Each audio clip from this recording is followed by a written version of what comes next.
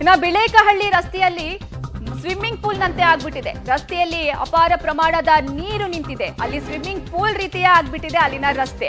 ಬಿಳೇಕಹಳ್ಳಿಯಲ್ಲಿ ಸಹ ಮಳೆ ನೀರು ಈ ರೀತಿ ತುಂಬಿ ಹರಿತಾ ಇದೆ. ಅಲ್ಲಿ ಅಂದ್ರೆ ಅಪಾರ ಪ್ರಮಾಣದ ನೀರು ರಸ್ತೆಯಲ್ಲಿ ನಿಂತಿದೆ. ಅಲ್ಲಿನ ಜನ ಪರದಾಡುವಂತಹ ಪರಿಸ್ಥಿತಿ ನಿರ್ಮಾಣ ಆಗಿದೆ. ಬರೀ ಕೇವಲ ಒಂದೆರಡು ಏರಿಯಾ ಅಲ್ಲ, ಇಡೀ ಬೆಂಗಳೂರಿನಲ್ಲಿ ಮಳೆ ಬಂದ್ರೆ ಇದೇ ಪರಿಸ್ಥಿತಿ ನಿರ್ಮಾಣ ಆಗ್ತಾ ಇರುವಂತದ್ದು ಸತ್ಯ. ಬಿಳೇಕಹಳ್ಳಿಯಲ್ಲಿ ರಸ್ತೆಯಲ್ಲಿ ಯಾವ ರೀತಿ ಮಳೆಯ ಅವಾಂತರ ಅನ್ನೋದನ್ನ ನೀವು ದೃಶ್ಯಾವಳಿಗಳಲ್ಲಿ ಗಮನಿಸ್ತಾ ಇದ್ದೀರಾ. ವಾಹನ ಸವಾರರು ಪರದಾಡ್ತಾ ಇದ್ದಾರೆ. ಅಲ್ಲಿ ಸ್ವಿಮ್ಮಿಂಗ್ ಪೂಲ್ ರೀತಿಯಲ್ಲಿ ಮಳೆ ನೀರು, ಅಪಾರ ಪ್ರಮಾಣದ ನೀರು ನಿಂತಿದೆ. ಹೀಗಾಗಿ ಅಲ್ಲಿ ಓಡಾಡುವಂತಹ ಜನರಿಗೆ ಸಂಕಷ್ಟ ಉಂಟು ಮಾಡಿದೆ. ಇದು ನಮ್ಮ ಬೆಂಗಳೂರಿನ ಪರಿಸ್ಥಿತಿ, ಬ್ರ್ಯಾಂಡ್ ಬೆಂಗಳೂರಿನ ಪರಿಸ್ಥಿತಿ ಈ ರೀತಿ ಇದೆ. ಸ್ವಲ್ಪ ಮಳೆ ಬಂದರೂ ಸಹ ನಮ್ಮ ಬೆಂಗಳೂರಿನಲ್ಲಿ ಸಾಕಷ್ಟು ಅವಾಂತರವೇ ಸೃಷ್ಟಿಯಾಗುತ್ತೆ. ಇನ್ನ ಸತತವಾಗಿ 2 ಗಂಟೆ ಭಾರಿ ಮಳೆ ಸುರಿದಿರೋ ಪರಿಣಾಮ ಇಡೀ ರಾಜ್ಯ ರಾಜಧಾನಿ ತತ್ತರಿಸಿ ಹೋಗಿದೆ ಅಂತಾನೆ ಹೇಳ್ಬೋದು. ಮಳೆಯ ಆರ್ಭಟಕ್ಕೆ ಜನರು ಪರದಾಡುವಂತಹ ಪರಿಸ್ಥಿತಿ ನಿರ್ಮಾಣ ಆಗಿದೆ.